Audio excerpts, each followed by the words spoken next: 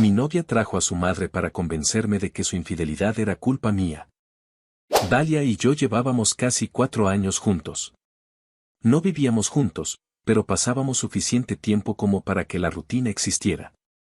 Nos conocimos en la universidad, cuando ambos estábamos empezando a construir algo, ella su carrera, yo la mía. Al principio todo fue sencillo. Conversaciones largas, planes improvisados, una sensación constante de estar acompañados. Con el tiempo, como pasa en muchas relaciones, las cosas se volvieron más prácticas. Horarios, responsabilidades, cansancio. No diría que éramos infelices. Tampoco diría que todo iba bien. Simplemente avanzábamos. Dalia siempre fue una persona muy reflexiva, al menos eso decía de sí misma. Le gustaba hablar de madurez emocional, de comunicación, de crecimiento personal. A menudo señalaba errores ajenos como ejemplos de lo que no debía hacerse en una relación. Yo escuchaba, asentía, a veces me sentía aludido, otras veces no. Nunca pensé que ese discurso sería importante más adelante. La semana en que todo ocurrió no tenía nada de especial. Yo estaba más ocupado de lo habitual por trabajo. Llegaba cansado, con la cabeza llena de pendientes. Hablábamos menos, pero no discutíamos. O eso creía. El descubrimiento no fue producto de una gran investigación ni de una sospecha previa. Fue algo pequeño, casi insignificante, que terminó abriendo todo. Una noche, mientras cenábamos en su departamento, su teléfono vibró sobre la mesa. Ella estaba en la cocina.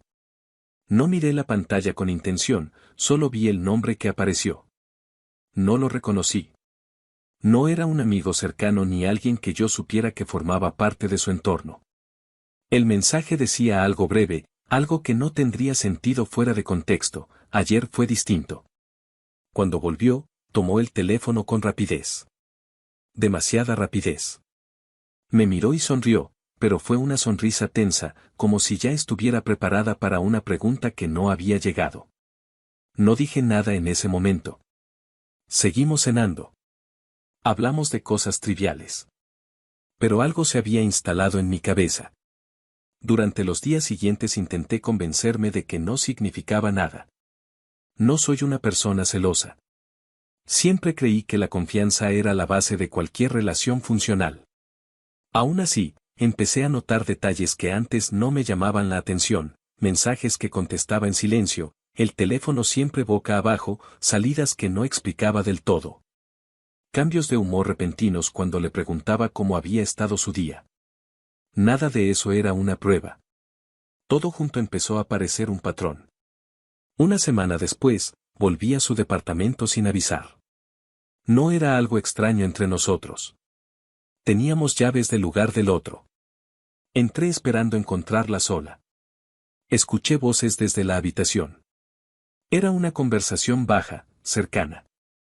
Me quedé quieto unos segundos, tratando de procesar lo que estaba oyendo. Cuando abrí la puerta, los vi. No necesito describir la escena con detalle. No hace falta. Estaban demasiado cerca para ser una coincidencia. La expresión de Dalia lo dijo todo antes de que pudiera articular una sola palabra. Sorpresa. Miedo. Y luego algo que me desconcertó más que cualquier otra cosa: control. El hombre salió casi de inmediato. No me miró. No dijo nada. Dalia cerró la puerta detrás de él y se apoyó en ella, como si necesitara sostenerse.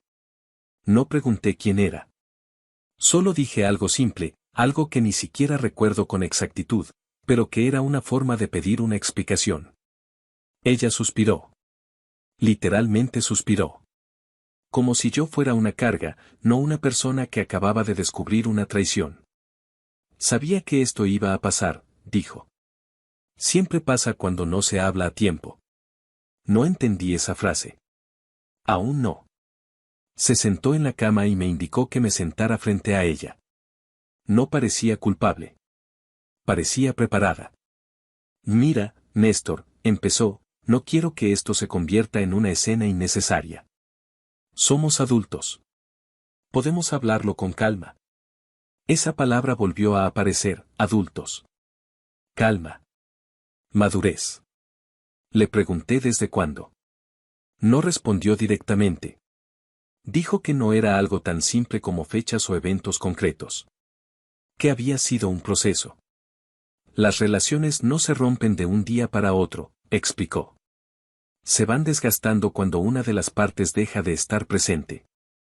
Me habló de ausencias. De conversaciones postergadas. De noches en las que, según ella, yo estaba físicamente ahí, pero emocionalmente no.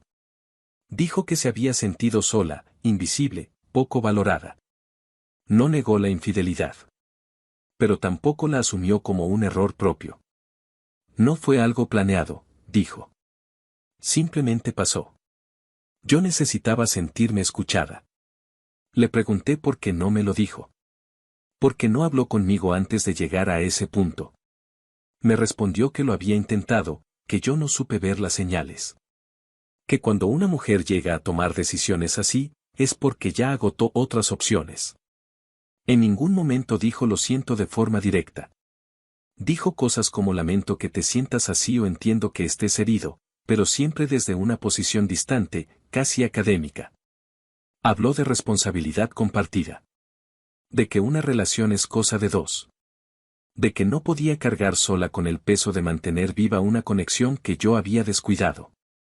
No estoy diciendo que sea solo tu culpa, aclaró, pero tampoco puedes hacerte la víctima completa. Eso fue lo que más me impactó. No el engaño en sí, sino la forma en que estaba siendo reinterpretado frente a mí. Yo estaba sentado ahí, escuchando cómo se construía un relato en el que ella no era una persona que había traicionado, sino alguien que había reaccionado de manera comprensible a una situación emocional adversa. Se describió a sí misma como alguien consciente de sus errores, alguien que había reflexionado mucho antes de actuar.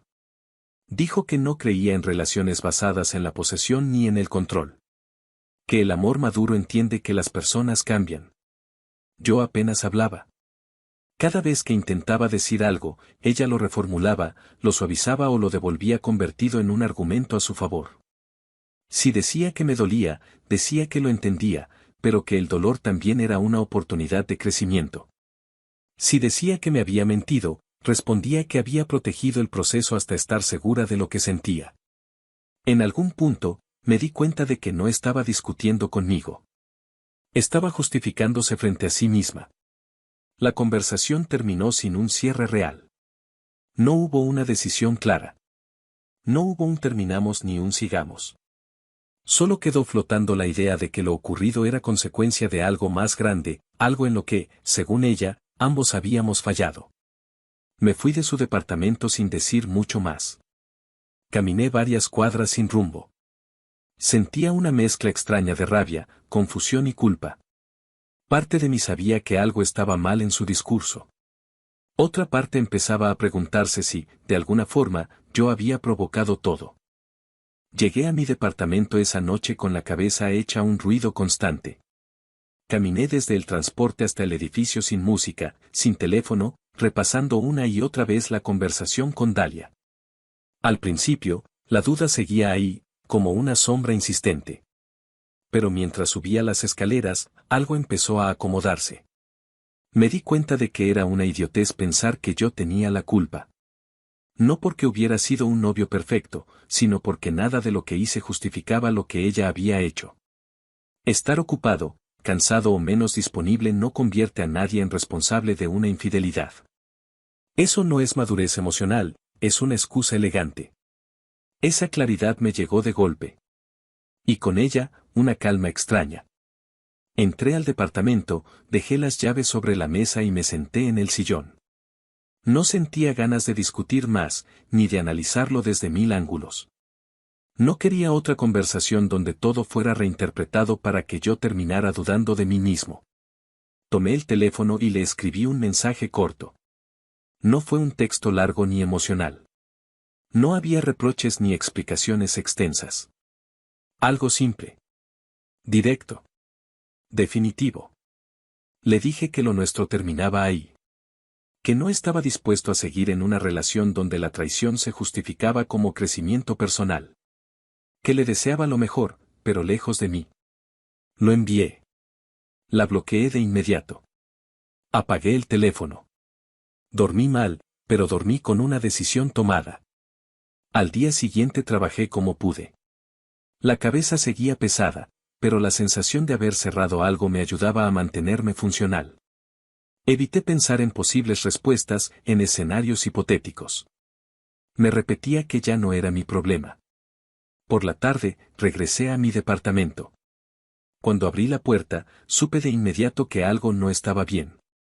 Había zapatos que no eran míos junto a la entrada. Una bolsa grande apoyada contra la pared. Voces en la sala. Me quedé quieto unos segundos, tratando de entender. Luego avancé. Dalia estaba sentada en el sillón.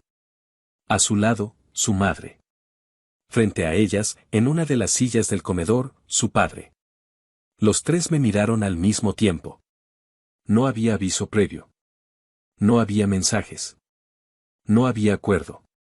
Simplemente estaban ahí, en mi espacio. Néstor, dijo Dalia. Tenemos que hablar. Sentí una mezcla de sorpresa e incredulidad. Lo primero que pensé fue que aquello era una invasión absurda. Antes de que pudiera decir algo, su madre se levantó. Era una mujer de presencia fuerte, de esas que hablan como si siempre tuvieran la razón. Su tono no era agresivo, pero sí firme, seguro, como si estuviera acostumbrada a dar discursos y que la gente escuchara.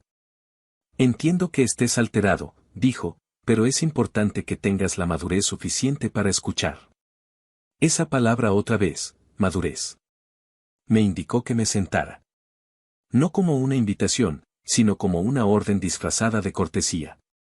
Me senté más por desconcierto que por obediencia. Lo que pasó con mi hija no puede analizarse desde una perspectiva tan básica, continuó. Los hombres suelen hacerlo, no es algo personal contigo. No sabía aún hacia dónde iba todo eso. La infidelidad femenina, dijo, pronunciando cada sílaba con cuidado, no funciona como ustedes creen. No es impulsiva, no es primaria. Es una respuesta emocional a un entorno que dejó de nutrir. Miré a Dalia. Ella evitaba mi mirada. Asentía levemente, como si aquel discurso fuera una verdad largamente esperada.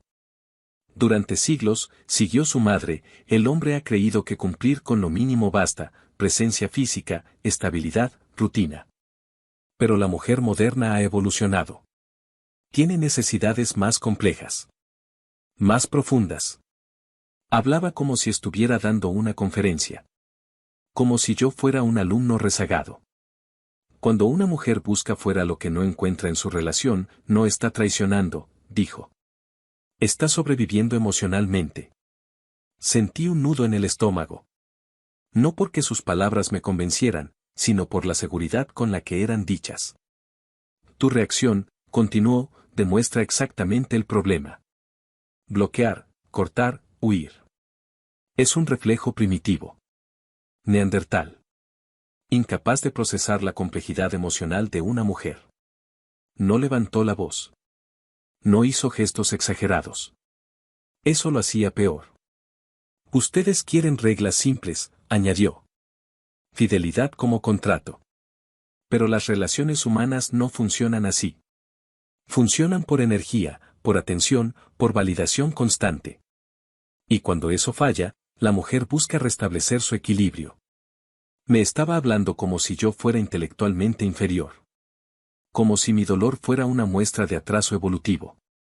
Mi hija no hizo nada malo, dijo con absoluta convicción. Respondió a un vacío que tú generaste. El padre de Dalia permanecía en silencio. Asentía lentamente, como si cada palabra fuera lógica e incuestionable. ¿Te preguntaste alguna vez cómo se sentía ella cuando llegabas cansado? Prosiguió la madre. ¿Cuándo no escuchabas realmente? ¿Cuándo dabas por sentado su presencia? Intenté hablar, pero me interrumpió con un gesto. No. Déjame terminar. Esto es importante para tu crecimiento. Crecimiento. Otra vez. La mujer que es infiel no destruye una relación, afirmó. La revela. Revela la carencia, la falta de evolución del hombre que la acompaña. En ese momento entendí que no habían ido a dialogar. Habían ido a reescribir la historia. Tú te sientes herido porque tu ego fue tocado, dijo. No porque la ames de verdad. El amor verdadero entiende, acompaña, se cuestiona a sí mismo. Dalia levantó la vista y habló por primera vez desde que llegué. Mi mamá solo quiere que entiendas, dijo. No todo es tan blanco y negro. Yo respiraba despacio. Sentía una presión en el pecho, pero también una claridad creciente. Aquello no era una conversación familiar. Era un juicio. Y yo ya había sido condenado. Cuando una mujer madura emocionalmente, continuó su madre, deja atrás al hombre que no puede seguirle el ritmo. Eso no es crueldad. Es evolución. Usó esa palabra varias veces. Evolución. Como si ella y su hija estuvieran en un plano superior. Aceptar esto sería un acto de verdadera madurez de tu parte, concluyó. Reconocer que fallaste como proveedor emocional. Miré al padre. Seguía sintiendo, con expresión grave. Hubo un silencio largo. Entonces, por primera vez desde que llegué, el padre de Dalia se acomodó en la silla, aclaró la garganta y levantó ligeramente la mano, como pidiendo la palabra. Yo quiero decir algo, dijo. El padre de Dalia tardó unos segundos en hablar. No parecía nervioso. Al contrario, su postura era relajada, casi serena. Cruzó las manos sobre las piernas y me miró con una expresión que no supe interpretar al principio. No era desafío. Tampoco compasión. Era algo más cercano a la convicción. Yo pasé por lo mismo que tú, dijo finalmente. La confusión, el enojo, la sensación de traición. Dalia levantó la vista. Su madre sonrió levemente, como si supiera exactamente lo que venía. Durante mucho tiempo creí que era una humillación, continuó él. Que algo en mí estaba roto. Me preguntaba qué había hecho mal como hombre, como esposo. Hablaba despacio, eligiendo las palabras con cuidado. No parecía improvisar. Sentí rencor, claro. Mucho. Pero con los años entendí que ese rencor venía del orgullo. De no aceptar mis límites. Sentí un escalofrío. No por lo que decía, sino por la naturalidad con la que lo decía. Mi relación ha durado porque aprendí a aceptar la realidad, añadió. No todos los hombres podemos satisfacer todas las necesidades de una mujer todo el tiempo. Hizo una pausa. Nadie lo interrumpió. Al principio sufría, admitió. Me dolía profundamente. Pero luego entendí que no se trataba de mí como individuo, sino de procesos más grandes. Biológicos, emocionales. La madre de Dalia asentía, satisfecha. Aprendí a no tomarlo como un ataque personal, siguió. A dejar de verlo como una traición y empezar a verlo como una forma de cooperación. No supe qué responder. No estaba seguro de estar entendiendo bien. Hubo momentos, dijo, en los que yo estaba demasiado cansado. Demasiado ocupado. Demasiado ausente. Y en lugar de negarlo, lo abracé. Usó esa palabra. Abrazar. Acepté mi imposibilidad, continuó. Y entendí que amar también es permitir que otros ayuden donde uno no puede. Mi respiración se volvió más lenta. Sentía una presión creciente en la cabeza, como si algo dentro de mí intentara huir. Incluso, añadió, con voz completamente estable, hubo ocasiones en las que yo mismo facilité las cosas. Me miró directamente. Hablé con personas de confianza. Amigos. Personas que entendían el proceso. No necesitó explicar más. El silencio se volvió pesado. Estuve presente, dijo. No como víctima, sino como aprendiz. Aprendiz. Esa palabra me golpeó con fuerza. Al principio lo odiaba, confesó. Me llenaba de rabia. Pero con el tiempo dejé de resistirme. Acepté mi debilidad. Y al hacerlo, encontré paz. Sentí náuseas. Ahora lo veo como un acto de resiliencia, concluyó. De amor real. De dejar atrás la posesión. Me di cuenta de que mis manos estaban tensas, los dedos rígidos. No recuerdo haberlo cerrado. Ver que alguien más podía darle lo que yo no, continuó, dejó de doler cuando dejé de competir. La madre intervino entonces, con un tono casi emocionado. Eso es evolución emocional, dijo. Lo que tú aún no comprendes, Néstor. Dalia me miró por primera vez de forma directa. No había culpa en su expresión. Había expectativa. Eso es lo que yo quería proponerte, dijo con calma. No lo dejes ir solo porque no lo entiendes todavía. Mi estómago se contrajo. No se trata de perder, añadió. Se trata de crecer juntos. La madre sonrió ampliamente. Es una experiencia transformadora, dijo. Ver cómo la persona que amas es deseada, validada, satisfecha, y saber que eso no te disminuye. El padre asintió. Al principio cuesta, dijo. Pero luego entiendes que no te quita nada. Te libera. Sentí que el aire en la habitación era espeso. Difícil de respirar. Te enfrenta con tu verdadero yo, añadió. Con tu ego. Con tu miedo a no ser suficiente. Dalia se levantó del sillón y dio un paso hacia mí. No queríamos imponerte nada, dijo. Solo mostrarte que hay otras formas de amar. La madre completó la idea sin dudar. Formas más maduras. Más conscientes. Los tres me miraban como si yo fuera el único que no había entendido una verdad evidente. Como si mi rechazo fuera una señal de atraso, no de límite. Cuando superas el asco inicial, dijo la madre, descubres que es profundamente humano. Asco. Esa palabra resonó en mi cabeza. No todos están listos, concedió el padre. Pero pensé que merecías al menos escuchar el testimonio de alguien que ya recorrió ese camino. Sentía el corazón golpeando con fuerza. No era rabia. Era algo más primario. Una alarma. Verlo con tus propios ojos cambia todo, dijo Dalia en voz baja. Te hace entender que no es una amenaza. No podía creer lo que estaba escuchando. Es una experiencia magnífica, afirmó la madre. Intimidante al principio, sí. Pero profundamente reveladora. Los tres asentían entre sí. Un acuerdo total. Un bloque. Yo estaba sentado ahí, en mi propio departamento, escuchando cómo redefinían conceptos básicos, amor, respeto, límites.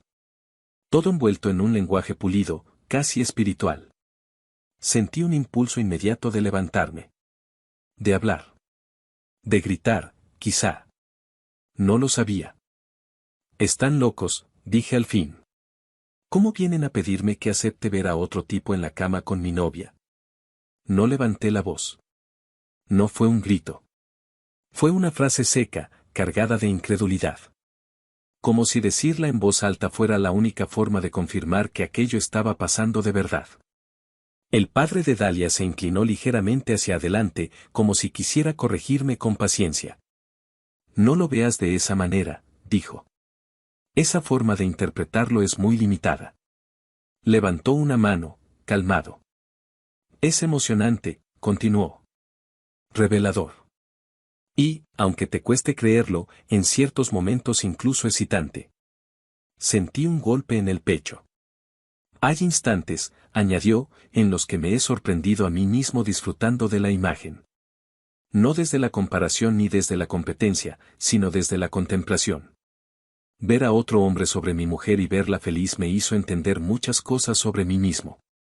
No sé qué expresión tenía en la cara, pero sentí que algo dentro de mí se quebraba de forma irreversible. Eso no es amor, dije. Eso no es madurez. Eso es estar completamente rotos. La madre de Dalia negó con la cabeza, como si yo acabara de decir algo infantil. Lo dices porque aún no has trascendido el apego, respondió. Estás atrapado en una visión posesiva y primitiva. Eso fue suficiente. Me puse de pie de golpe. Son unos enfermos, dije. La familia más enferma que he conocido en mi vida. Dalia abrió la boca para hablar, pero no la dejé. Si hubiera sabido de estas prácticas, jamás habría salido contigo, continué. Me dan asco. Lárguense de mi casa ahora mismo. El silencio que siguió fue tenso, espeso. Por primera vez, la seguridad con la que habían hablado empezó a resquebrajarse. Néstor, estás reaccionando desde el miedo, dijo la madre. Esto no es necesario. Podemos calmarnos, añadió el padre. Nadie te está obligando a nada. Dalia dio un paso hacia mí. No tienes que insultarnos, dijo. Solo queríamos abrirte los ojos. Sentí que me temblaban las manos. No de miedo, sino de una mezcla violenta de repulsión y urgencia. Salgan, repetí. Ahora. No se movieron de inmediato. Hubo miradas entre ellos, un intento final de recomponer la escena. Esto no va a terminar bien si sigues así, dijo la madre, con tono grave. Estás cerrándote a una oportunidad de crecimiento. En ese momento supe que no había nada más que discutir. Saqué el teléfono del bolsillo y marqué al 911. No lo hice como amenaza. Lo hice con decisión. ¿Qué haces?, preguntó Dalia, alarmada. Estoy reportando que entraron a mi departamento sin permiso, respondí. Y que se niegan a salir. La madre abrió los ojos con sorpresa. No seas exagerado, dijo. Somos familia. No lo son, respondí. No para mí. Escucharon la voz del operador. No dije demasiado. No hizo falta. El cambio fue inmediato. El padre se levantó primero. Vámonos, dijo. Esto ya no tiene sentido. La madre intentó decir algo más, pero Dalia la tomó del brazo. Luego hablamos, me dijo. Cuando estés más tranquilo. No, respondí. No vamos a hablar nunca más. Salieron del departamento con rapidez. No miraron atrás. Cerré la puerta y apoyé la espalda en ella, respirando con dificultad. Esa misma noche llamé a un cerrajero. Cambié las cerraduras. Todas. No dormí. Me senté en el sillón con las luces encendidas, repasando cada palabra, cada gesto. No sentía tristeza. Sentía una mezcla de incredulidad y alivio. Como si hubiera esquivado algo mucho más grande que una simple ruptura. Alrededor de las 3 de la madrugada encendí el teléfono. Tenía un mensaje de Dalia desde otro número. Decía que por favor no dijera nada. Que aquello era algo íntimo. Que no necesitaba ventilarse. Que no quería problemas, ni juicios, ni que la gente malinterpretara. Leí el mensaje varias veces. No respondí. No la desbloqueé. Pero entendí algo importante, ese silencio que me pedían no era por mi bien. Era para protegerlos a ellos.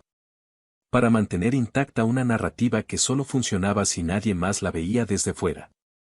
Y por eso estoy escribiendo esto. Porque no podía guardar ese secreto. Porque necesitaba ponerlo en palabras, aunque fuera aquí, aunque fuera ante desconocidos. Porque si yo no lo escribía, por un momento, casi logro creer que el loco era yo.